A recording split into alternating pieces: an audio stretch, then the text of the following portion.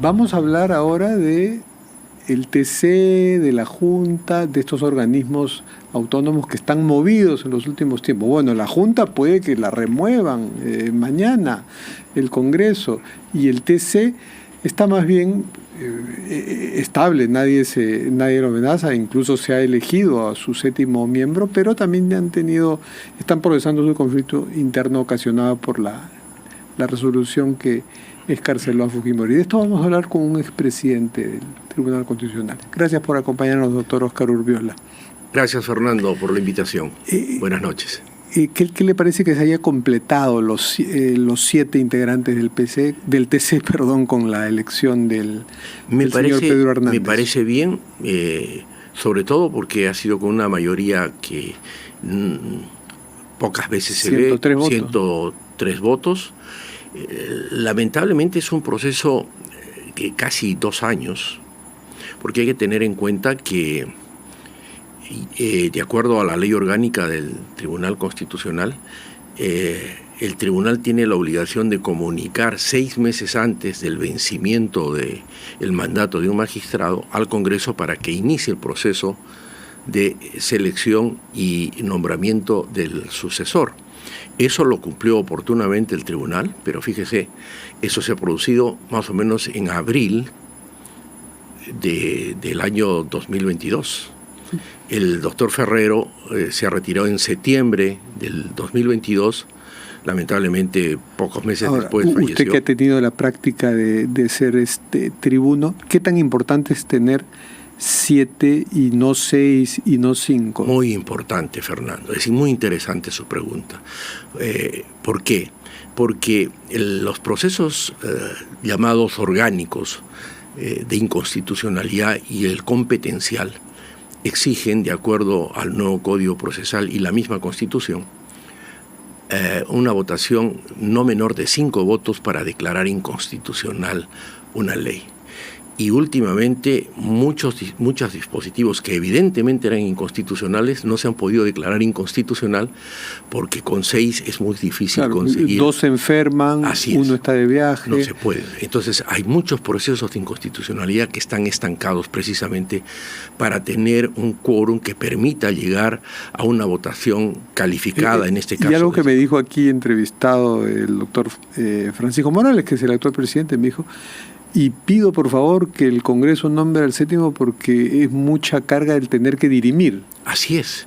Además, cuando había el empate 3-3, claro, él tenía que dirimir. Eso para los demás procesos, o sea, los llamados procesos de la libertad, que son el amparo, el habeas corpus, el habeas data y la acción de cumplimiento, que se resuelven con 4.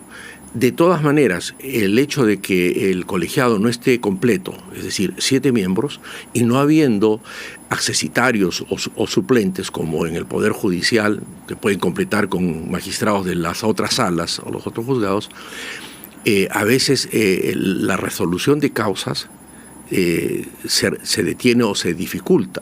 Justamente esto se ha observado hace poco, con el mismo caso del habeas corpus del señor Fujimori, donde el magistrado Gutiérrez Tixe, que antes se había inhibido, fue obligado a reincorporarse por una razón muy simple, ilegal, por supuesto, legal digo, no ilegal, sino que es decir, el tribunal, de acuerdo a su ley orgánica, no puede dejar de resolver las causas.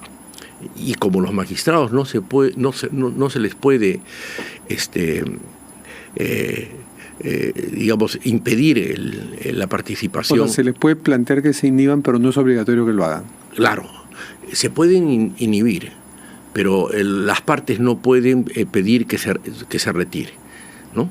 De tal manera que en este caso se reincorporó para poder llegar a una votación. Entonces es muy importante que el Congreso, una vez que recibe la notificación de que un magistrado ya va a tener periodo vencido dentro de 6 meses, se aboque inmediatamente a la selección del reemplazante para que en 6 o más, pues a lo mucho, o en 8 o 9 meses pueda tener resultado, de tal manera que cuando se vence el mandato se puede incorporar inmediatamente y el tribunal puede desenvolverse normalmente, ¿no? Y hablemos del... ¿y qué le parece el hecho de que uno de los magistrados, Manuel Monteagudo, que estuvo en desacuerdo de la resolución favorable a Fujimori, pero lo hizo público y ha planteado un recurso como una especie de queja hacia los otros ha planteado una nulidad ha habido una mala información. Yo creo que se ha mencionado en los medios de que el magistrado Monteagudo ha pedido la nulidad del indulto. No, eso no hay. Eso no lo sería la nulidad de la resolución que resuelve la reposición. Y eso ese pedido no es correcto. ¿Por qué? Porque el colegiado que ha hecho resolución, que estaba conformado por 4, entre ellos el presidente, la doctora Pacheco, el magistrado Gutiérrez Tixe y el magistrado Domínguez, han intervenido en esto. 3 han hecho resolución en mayoría y en ese tema el magistrado Domínguez ha emitido un voto singular. ¿Por qué no han convocado a los magistrados Monteagudo y Ochoa Cardi? Porque ellos no hicieron resolución cuando se pidió la aclaración. Esa aclaración la dictaron solamente. Lo que alega Monteagudo es que él comprende que esto era una votación, digamos, prosiguiendo el trámite y no tendrían por qué haberlo llamado, pero como en la resolución tocaron el fondo del tema, mencionaron a los pedidos de la Corte Interamericana, entonces como tocaron el fondo, debieron llamarlo. Es decir, es lo que la alega. El fondo del asunto es el indulto que fue anulado por la Corte Suprema en primera y segunda instancia en ese nivel, y la restitución de la resolución suprema que otorgó el indulto. Ese es el tema de fondo. El actual colegiado se pronunció simplemente por una aclaración que pidieron las partes, tanto el procurador del Ministerio de Justicia como la defensa de Fujimori. En eso sí se pronunció el actual colegiado. Eso es lo que resolvieron, de que no había lugar a una aclaración y que por lo tanto debía continuar su trámite de ejecución. Va a quedar como un recurso lo de Monteagudo que les van a decir, mira... Eso de todas maneras se le tiene que dar trámite, porque si planteó la nulidad, eso no lo pueden desechar así, lo va a ver. Claro, pero no va a implosionar el TC por eso. No. Menos ahora con el nuevo integrante. Han calificado de que esto es una vulneración de la obligación que tienen los magistrados de guardar la reserva de los asuntos, pero yo creo que esto lo va a contemplar el Pleno y va a tomar una decisión. Yo creo que la decisión que va a tomar el Pleno es de que esa nulidad es improcedente y ahí queda, ¿no? Y ahora que el TC está en el candelero por el tema de Fujimori, hay otros temas de impacto político que está viendo, y hay uno que, y se lo voy a preguntar haciendo un disclaimer, porque usted ha hecho un informe a pedido de Rutas de Lima sobre el caso de un habeas corpus que pide que se elimine el peaje de Puente Piedra, ¿no? Sí, efectivamente. Eso está lo que se llama al voto, es decir, ya lo discutió el TC y se está esperando nada más que voten los magistrados, y cualquier día podría haber un resultado. El 4 de este mes ha sido la vista de la causa, vista de causa que ha sido en el Pleno. Es un habeas corpus que planteó la Municipalidad de Puente Piedra. La Municipalidad, no fue un ciudadano cualquiera. Es ahora, emprendedor. Con los préstamos con garantía hipotecaria de Rebaja Tus Cuentas, consigue el éxito en esta campaña navideña. Asegura tus ventas. Se juntaron un habeas corpus de un ciudadano, pero este es un proceso totalmente inapropiado para lo que se trata de obtener, es decir, la nulidad de un contrato de concesión que tendría otro trámite. De acuerdo al artículo 62 de la Constitución, los contratos son ley entre las partes. Solo las partes lo pueden modificar. Y esa es una garantía que consagra la Constitución y que ha permitido fomentar la inversión tanto nacional como extranjera. El habeas corpus es un proceso que garantiza la libertad individual y en este caso, menos la municipalidad de Puente Piedra, y menos el ciudadano que pretende esta acción, podrían ser titulares de esta acción de habeas corpus en un proceso que está destinado a garantizar la libertad individual. Y aquí no hay una vulneración de la libertad individual. Hay una restricción en todo caso económica porque uno tiene que pagar un Pero ese no es un peaje. tema que se pueda resolver por el habeas corpus. Y además... Ese tema se tendría que resolver ¿de qué forma? No con un habeas corpus. No con habeas corpus. Estos contratos de concesión... No está la libertad de tránsito de alguna forma. No, porque se ha probado en los expedientes respectivos que hay vías alternas que garantizan la movilidad de las personas, claro, y que no hay vulneración. Digamos que son vías alternas un poco incómodas porque no están tan cerca de la otra. Pero existen vías alternas. En todo caso, podría plantearse que la municipalidad o la autoridad llegue a un acuerdo del Ejecutivo construya otras vías alternas más cercanas. Como lo hay en la Panamericana Sur, donde ahí sí está clarísima la... Y sería gravísimo, ¿no? gravísimo que a través de un habeas corpus se altere un contrato de concesión que está garantizado por el artículo 62 de la Constitución. Esa no es la vía, están totalmente equivocados. Y además, las instancias inferiores que han visto el caso han declarado improcedente la demanda. Ahora, en la audiencia estuvo el alcalde de Lima, Rafael López Aliaga, ¿no? Sí. Entonces le dio un color político. Y uno de los magistrados, Gustavo Gutiérrez Tixe, ha sido abogado ligado a las causas de López Aliaga, ¿no? Y Rutas de Lima planteó que se inhibiera y no se inhibió, que no estaba obligado a hacerlo, pero pudo hacerlo. Yo creo que en este caso sí estaba obligado a inhibirse porque... Obligado éticamente, pero... así es. Pero no por porque ley. En todo caso él ha planteado su posición ante el Pleno y el Pleno ha convalidado su...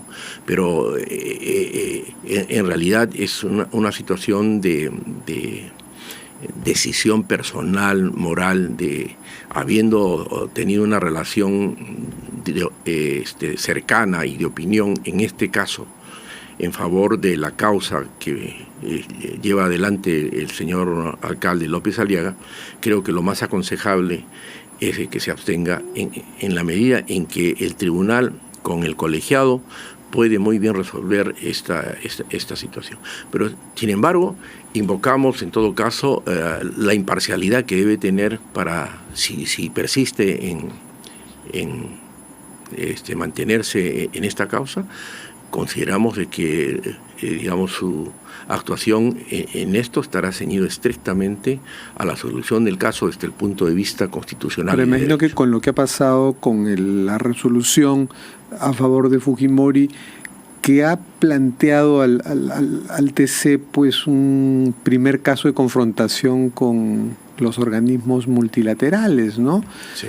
Con el sistema interamericano, que ha mirado mal esto, ¿no? Y también con el sistema de derechos humanos de las Naciones Unidas, ¿no? La Oficina de Derechos Humanos de las Naciones Unidas. Acá podría haber algo similar con los organismos del comercio internacional. No. Bueno, es decir, en la medida en que el tribunal resuelva de que estos habeas corpus son improcedentes, yo creo que no va a haber ningún problema. No, por eso digo, en el caso que digan, usted habeas corpus tiene la razón. No, ahí sí. Y por lo tanto, hay que demoler esa KCTP. No, ahí la consecuencia sería inmediata y en perjuicio del Perú, porque eso significaría dejar de lado la validez de un contrato de concesión que por obligación el Estado celebra para cumplir una finalidad que la propia Constitución le señala en el artículo 58, que es el fomento de la infraestructura, en este caso la infraestructura de comunicaciones. Y por otro lado, la vulneración del artículo 62 de la Constitución, donde se establece que los contratos son ley entre las partes y que solo se pueden modificar, ni siquiera por ley, sino por acuerdo de las partes. O sea, en todo caso, el habeas corpus no es la vía para eso. No es la vía. Porque persiste, digamos, unas dudas, sospechas razonables que en la génesis, no con la actual Rutas de Lima, sino con Odebrecht, cuando manejaba esa concesión, ha podido haber elementos de corrupción en la fijación de las tarifas y del modo de ajustarlas. Pero eso se puede ventilar en otros procesos y en otras instancias. Ya se ventiló. Se puede seguir ventilando. Digo. Por supuesto. Se ventiló en 2 arbitrajes internacionales. Se ha declarado que no hay visos de que la corrupción pueda haber influido. Claro, porque no hay sentencias al respecto. No hay indicios, ni siquiera pruebas de que... Cuando haya sentencias sobre si hubo o no Así es. Corrupción de Odebrecht en ese caso, ahí se podrían revivir esos casos. No hay También quiero aprovechar brevemente la presencia de usted como expresidente del TC para que comente lo que podría pasar mañana con la Junta Nacional de Justicia. ¿Usted ve elementos de falta grave en las normas que se están cuestionando en la ley?